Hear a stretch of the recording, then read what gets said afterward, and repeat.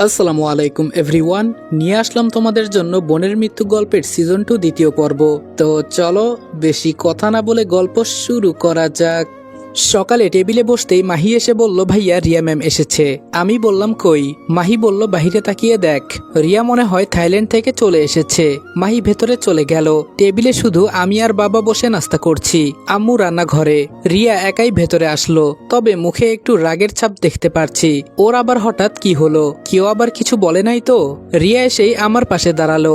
বাবা চোখ কুচকে রিয়ার দিকে তাকিয়ে বলল, কি ব্যাপার ম্যাডাম, হঠাৎ আমাদের বাড়িতে কেন? আমি বললাম, আরে বাবা উনি তো বড়লোক মানুষ, আমাদের মতো গরিবদের ঘরে আসছে, হয়তো দেখো কোনো কারণ আছে। তারা তো আবার নিজের স্বার্থ ছাড়া কিছুই করে না। কথাটা মজা করেই বললাম। রিয়া বলল, কথাটা কি আমাকে বললি? আমি বললাম, কি জানি, তবে এখানে যে দাঁড়িয়ে আছে তাকেই বলেছি।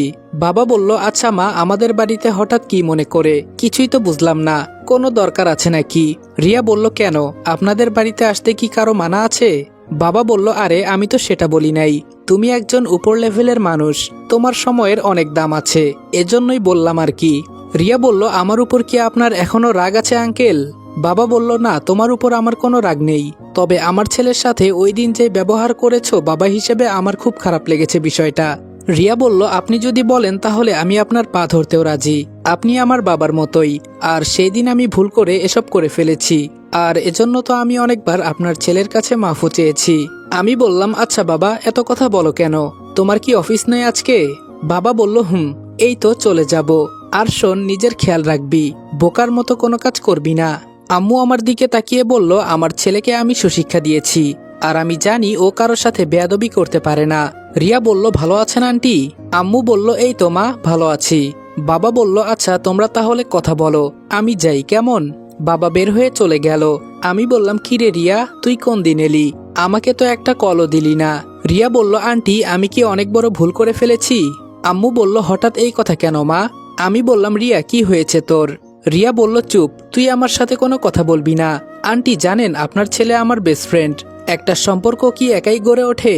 আমি যদি ওকে কল দেই তাহলে আপনার ছেলে কথা বলে, আর আপনার ছেলে ভুলেও আমাকে একদিনও কল করে নাই। আমি ওকে ফ্রেন্ড মনে করলেও রনি আমাকে এখনো ফ্রেন্ড মনে করে না। আমি বললাম, আরে আমি তো একটু বিজি ছিলাম, বিশ্বাস কর। রিয়া বলল, আর কত মিথ্যা বলবি? আমি মনে হয় তোর সাথে অনেক জোর করেছি তাই না? থাক, আমাকে মাফ করে দে, আমি তোর ফ্রেন্ড হওয়ার যোগ্য না। আমি বললাম, আম্মু তুমি একটু ভেতরে যাও তো। আম্মু বলল, আর আজকে কিন্তু তোর থানায় যেতে হবে, যা করার তাড়াতাড়ি কর। গাইস, কিছুদিন আগে আমি তোমাদের সাথে আলোচনা করে ডিসাইড করি যে আমি ক্যাশ প্রাইজ গিভে করার পরিবর্তে কিছু অসহায় গরিব লোকদের খাওয়াবো, যেটার জন্য তোমরা সবাইও আমাকে উৎসাহিত করেছিলে। তাই আমি ভেবেছি প্রতি মাসে কিছু অসহায় মানুষকে যতটুকু পারি আমার সাধ্য অনুযায়ী খাওয়ানোর চেষ্টা করব। তোমরা হয়তো ভাবছো আমি এটা করার জন্য টাকা কোথায় পাবো। আমি আসলে 1x এ গেম খেলার মাধ্যমে প্রতিদিন টাকা আয় করি। তোমরাও যদি আমার মতো টাকা আয় করতে চাও তাহলে এখনই গুগলে 1x সার্চ করে অফিসিয়াল ওয়েবসাইটে গিয়ে রেজিস্ট্রেশন করো। আর রেজিস্ট্রেশনের সময় যদি আমার দেওয়া special promo code RED18 use করো তাহলে অসংখ্য বোনাস এবং ফ্রি স্পিন পেয়ে যাবা। আর 1x কিন্তু একটা ইন্টারন্যাশনাল লাইসেন্সকৃত প্ল্যাটফর্ম এবং সবচেয়ে বিশ্বস্ত।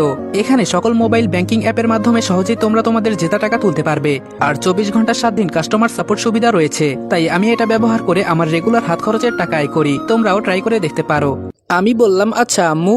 আম্মু ভেতরে যেতেই আমি রিয়াকে বললাম, বস, আগে নাস্তা করে মাথা ঠান্ডা কর। রিয়া বলল, তোর সাথে বসার যোগ্যতা মনে হয় আমার আজও হয় নাই। আমি বললাম, দেখ রিয়া, ফাজলামো করবি না, আমি তো একটু অসুস্থ ছিলাম, আর এটা তো তুই জানিস। রিয়া বলল, রনি তুই একদিন ফোন করে আমার খোঁজ নিয়েছিস বল? আমি বললাম, রিয়া তুই চিন্তা করে দেখ, আমি একজন সাধারণ মানুষ, আমার সাথে তোর সম্পর্ক হয় না। রিয়া বলল, আমি কি তোর সাথে প্রেম করেছি যে আমাদের সম্পর্ক হবে না? আমি মনে মনে বললাম, প্রেম করলে তো আরো বেশি ভালো হতো। ইস, রিয়া আমার বউ, আমি ওর স্বামী, ভাবতেও কেমন জানি একটা ফিলিংস কাজ করছে। রিয়া বলল, কি রে, কথা বলিস না কেন? টেবিল থেকে দাঁড়িয়ে বললাম, আচ্ছা তুই কখন এলি? রিয়া বলল, এই তো আজকে রাতে এসেছি। আমি বললাম, এখন বল তুই আজকে রাতে এলি, আমাকে একবার তুই ফোন করেছিস? আমি না তোর বেস্ট ফ্রেন্ড? তাহলে আমাকে তো তোর মনে করার কর্তব্য ছিল, আমি না হয় তোকে ভুলে গিয়েছিলাম। রিয়া বলল, আমার কথা আমাকেই ফিরিয়ে দিচ্ছিস? আমি রিয়ার কাছে গিয়ে বললাম, তোর হাতটা একটু ধরবো? রিয়া আমার থেকে অনেকটা দূরে গিয়ে বলল, সাবধান, আমার থেকে দূরে থাক। আমি বললাম, কেন, তুই না আমার বেস্ট ফ্রেন্ড? তাহলে তোর হাত ধরলেও কি সমস্যা? একজন ফ্রেন্ড তো আরেকজন ফ্রেন্ডের হাত ধরতেই পারে, এটা তো স্বাভাবিক ব্যাপার, আর আমি তো তোর কাছে আবার অনুমতিও চাইছি। রিয়া বলল, এমনভাবে বলছিস যেন কোনো এতিম বাচ্চা কথা বলছে। আমি বললাম, আচ্ছা এসব বাদ দে, এখন বল তুই কেমন আছিস? রিয়া বলল, এই তো অনেকটাই ভালো। আচ্ছা তোর খবর কি? আমার সাথে এখন থেকে কাজ তো করতে পারবি নাকি? আমি বললাম, আরে তুই তো দেখি আসলে একটা স্বার্থপর। আমি একটু সুস্থ হয়েছি আর এর মাঝে আমি তোর সাথে কাজে লেগে পড়ব? এটাই কি তোর বিবেক বিবেচনা? মেরে ফেলতে চাস নাকি আমাকে? রিয়া বলল, আচ্ছা ভাই আমার ভুল হয়েছে, আমাকে মাফ কর। আমি বললাম, তাই বল, একটু তো বুঝতে হবে নাকি? না বুঝলে তো হবে না। রিয়া সোফায় বসতে বসতে বলল, একটা বিষয় চিন্তা করলে আমার মাথায় একটু ঘুরে যায়। আমি বললাম, যেমন? বিষয়টা একটু বুঝিয়ে বল। রিয়া বলল, আমার সাথে কথা বলার জন্য হাজার হাজার মানুষ রাস্তায় দাঁড়িয়ে থাকে। আমি বললাম, তোরা বড়লোক মানুষ, আরো হলো স্বরাষ্ট্রমন্ত্রী তুই, দাম আছে না আলাদা একটা? এটাই হয়তো পাওয়ার তোর। রিয়া বলল, তবে আমি এটা বুঝলাম না, তোর সাথে আমার এতদিনেরও পরিচয় না, তাও তুই আমার জন্য যা করেছিস আমি এজন্য সবচেয়ে বেশি তোকে বিশ্বাস করি। আমি বললাম, আমার আম্মু তোর কথা সবসময় বলে তুই নাকি অনেক ভালো, সবসময় মানুষের ভালো চিন্তা ভাবনা করিস, মানুষের উপকার করিস তুই, সবাই তোকে ভালো বলে। আর আমার চোখের সামনে তোর কোনো ক্ষতি হবে এটা আমি কিভাবে হতে দেই বল? রিয়া বলল, তোর মা তোকে খুব ভালোবাসে তাই না? আমি বললাম, অনেক, যেটা বলার বাহিরে। রিয়া উপরের দিকে তাকিয়ে বলল, সবার সব কিছু থাকে না রে। এর মাঝেই আম্মু ডাক দিল।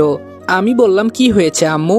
আম্মু বলল, আমি থানায় গেলাম, আর রিয়াকে বলিস তোর বিষয়টা বুঝে নিবে।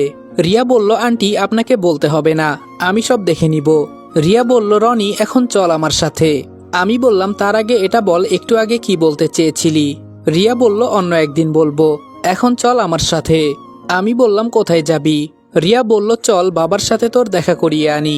আমি বললাম, দেখ রিয়া, আমি এখন কারো ধার ধারি না, আমি নিজের মতো নিজে চলতে পছন্দ করি। আর তোর বাবার কাছে গেলে শুধু আমাকে পরীক্ষার মাঝে ফেলে দেয়, এই করো সেই করো। রিয়া আমার কথা শুনে হাসতে লাগলো। ওর হাসি সত্যি অনেক সুন্দর, আবার যেন নতুন করে ওর প্রেমে পড়লাম। এক নজরে ওর দিকে তাকিয়ে আছি। চন্দ্র তারা সব ওর হাসির কাছে হার মানবে। আমাকে যদি বলা হয় ওর মাঝে ডুবে থাকতে, সারা জীবন আমি ওর হাসির মাঝে ডুবে থাকবো। এতটাই সুন্দর মায়াবী হাসি ওর। সত্যি আমি যে ওর মতো একটা মেয়েকে জীবনে পাবো সেটা ভাবলেও শরীরের লোম দাঁড়িয়ে পড়ে। আগে তো ওকে পটিয়ে বিয়ে করি। রিয়া হঠাৎ হাসি বন্ধ করে আমার দিকে তাকিয়ে বলল, কিরে এভাবে তাকিয়ে কি দেখিস? আমি বললাম, তোর হাসিটা কিন্তু খুব সুন্দর। রিয়া আমার কথা শুনে একটু লজ্জা পেয়ে বলল, দেখ রনি, সীমার মাঝে থাক, আমি এসব পছন্দ করি না। আমি বললাম, আমি কি তোর প্রশংসাও করতে পারবো না নাকি? রিয়া বলল, আমি চাই না আমাকে নিয়ে কেউ চিন্তা করুক। আমি বললাম, সারা জীবন কি এভাবেই থেকে যাবি নাকি? হঠাৎ মাহি এসে বলল, আরে রিয়া ম্যাম কেমন আছেন? ধুর, এও আর আসার সময় পেল না। প্রেমের বিষয়ে একটু কথা বলবো ভাবছিলাম, আর ও এসে সব শেষ করে দিল। রিয়া বলল, ম্যাম বলার দরকার নেই, আপু বললেই হবে। মাহি বলল, কিন্তু? রিয়া বলল, কোনো কিন্তু নয়, আপু বলবে ওকে। মাহি বলল, আচ্ছা। আমি বললাম, মাহি তোর বিয়ের দাওয়াত দিবি না ওনাকে? মাহি বলল, ও সরি, আমি তো ভুলেই গেছি। রিয়া বলল, আমার কার্ড কই? আমি বললাম, ওরে মা, তোর জন্য কি আবার নতুন করে কার্ড করতে হবে নাকি? মাহি বলল, ভাইয়া আপুর সাথে তুই এভাবে কথা বলছিস কেন? আমি বললাম, কেন, তোর আপুকে কি সম্মান দিয়ে কথা বলতে হবে? রিয়া বলল, ভালো হচ্ছে না কিন্তু রনি। আমি বললাম, আচ্ছা মাহি তুই থাক, আমি একটু এক জায়গায় যাব। মাহি বলল, ওকে ভাইয়া। আমি বললাম, রিয়া চল। রিয়া বলল, কোথায় যাবি? আমি বললাম, তাসলিমাদের বাসায় যাব, আমার মনে হচ্ছে ও কোনো বিপদে আছে। রিয়া বলল, তুই যা, আমি যাব না। ও আমার সাথে যে অপরাধ করেছে যদি বাবা জানতে পারতো ওর পরিবারের সবাইকে একসাথে মেরে ফেলতো। আমি বললাম, তোর বাবার কথা বলবি না, মানুষকে মেরে ফেলা তোর বাবার পেশা হয়ে গেছে, একদিন দেখবি উনি নিজেই। রিয়া বলল, কি বলতে চাস? আমি বললাম, তোর মন খারাপ করে আর লাভ নেই, বাদ দে। রিয়া বলল, যাব না, তুই যা। আমি বললাম, ওকে নো প্রবলেম। দরজা দিয়ে বের হতে হতে রিয়া বলল, আচ্ছা তুই কি কোনো কারণে আমার কথায় মন খারাপ করলি নাকি? একজন পুলিশ অফিসার মাইক্রোর দরজা খুলে দিল। আমি রিয়াকে বললাম, চলে যা, পরে তোর সাথে কথা হবে। রিয়া বলল, কিন্তু আমার কথার উত্তর তো আর দিলি না। আমি বললাম, সব কথার উত্তর একসাথে হয় না, যা, ভালো থাকিস। রিয়া বলল, আজকে বিকালে আমার সাথে দেখা করিস। আমি বললাম, যদি বেঁচে থাকি তাহলে অবশ্যই হবে। রিয়া বলল, মানে? আমি বললাম, আমার সাথে তো সবসময় খারাপই হয়, নিজের জন্য কিছুই করি না, যা করি সব মানুষের জন্য, আর এর বিনিময়ে শুধু মার খেতে হয়। রিয়া আমার কথা শুনে গাড়িতে আর উঠল না, আমার দিকে তাকিয়ে বলল, আমাকে বললি এই কথাটা তাই না? আমি বললাম, আরে না, এমনিই বললাম, মনটা চাইছে এজন্য বললাম আর কি, আর তোর কিছু মনে করতে হবে না, আমি তোকে উদ্দেশ্য করে বলি নাই এই কথা। রিয়া বলল, কিছুটা হলেও আমি বুঝতে পেরেছি। দেখ এজন্য মন খারাপ করিস না। আমি বললাম চলে যা, সময় হলে আবার দেখা হবে। রিয়া আমার দিকে তাকিয়ে বলল, তুই কেমন জানি অদ্ভুত, এখনো আমি তোকে চিনতে পারলাম না। আমি শুধু ওর কথার বিনিময়ে একটা হাসি দিলাম। দেখতে দেখতে রিয়া চলে গেল।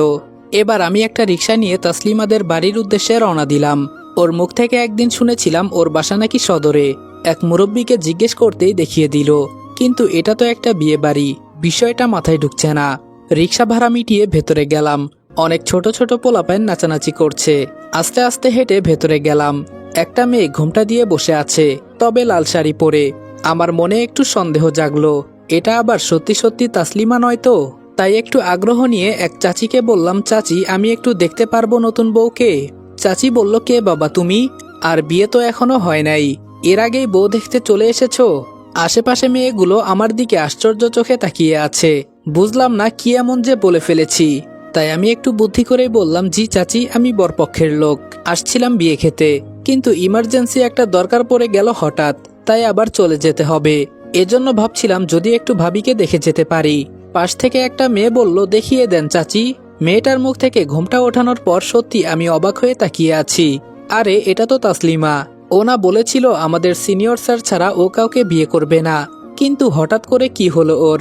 তাসলিমা নিচের দিকে তাকিয়ে আছে, উপরের দিকে একবারও তাকিয়ে দেখলো না। আমার বিষয়টা একটুও হজম হচ্ছে না। আমি যেটা জানি ও শক্ত একটা মেয়ে, এত সহজে ওর মন নরম হবে না। তবে কি জন্য ও বিয়েতে রাজি হয়েছে? এখনো তো বিয়ে হয় নাই, দেখি এর মাঝে কিছু করতে পারি কিনা।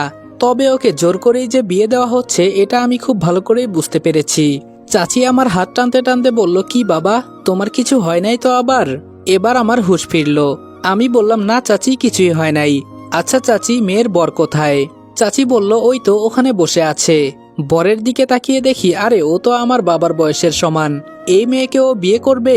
মাথা খারাপ হয়েছে নাকি বরের? কই তাসলিমা আর কই বুড়ো বেটা? আমি বললাম, কিছু না মনে করলে একটা কথা বলবো চাচি? চাচি বলল, হুম বাবা বলো, তবে এত সময় নেই আমাদের, একটু পর মেয়েকে নিয়ে বিয়ের কাজের পর্ব শেষ করতে হবে। আমি বললাম, সে তো করবেনি, তার আগে আমি এটা জানতে চাই ছেলের বয়সটা একটু বেশি হয়ে গেল না? উনি তো আমার বাবার সমান। পাশ থেকে একটা চিকন কালো করে মেয়ে বলে উঠল, আপনি কে বলুন তো? বরপক্ষের লোক হলে তো এই কথা বলতেন না। আমার তো আপনার উপর সন্দেহ লাগছে। আমি বললাম, আমি কে সেটা তোমাদের চিনেও লাভ নেই, তবে আজকে এই বিয়ে হবে না। এটা বলতেই পাশ থেকে চাচি তেলে বেগুনে জ্বলে উঠে বলল, তোমার তো সাহস কম না, তুমি আমার সামনে এই কথা বলো? আমি বললাম, আপনি মেয়ের কি হন? চাচি বলল, আমি মেয়ের চাচি লাগি। আর তুমি এখন এখান থেকে চলে যাও, আমাদের বিরক্ত করো না তো, আমাদের অনেক কাজ পড়ে আছে। কোথায় থেকে যে এসব ছেলে আসে বুঝি না। আসসালামু আলাইকুম এভরিওয়ান। বোনের মৃত্যু গল্পের সিজন 2 দ্বিতীয় পর্ব এখানে শেষ করলাম। আজকের ভিডিওটা অসুস্থতার কারণে বেশি একটা লং করতে পারি নাই, আর ভিডিওর ভয়েস বাহিরে রেকর্ড করার কারণে অনেকটাই নয়েজ আসতে পারে, সো এইগুলা একটু অ্যাডজাস্ট করে নিও। তো দেখা হচ্ছে তোমাদের সাথে নেক্সট ভিডিওতে। ততক্ষণ ভালো থাকবা, সুস্থ থাকবা। আল্লাহ হাফেজ।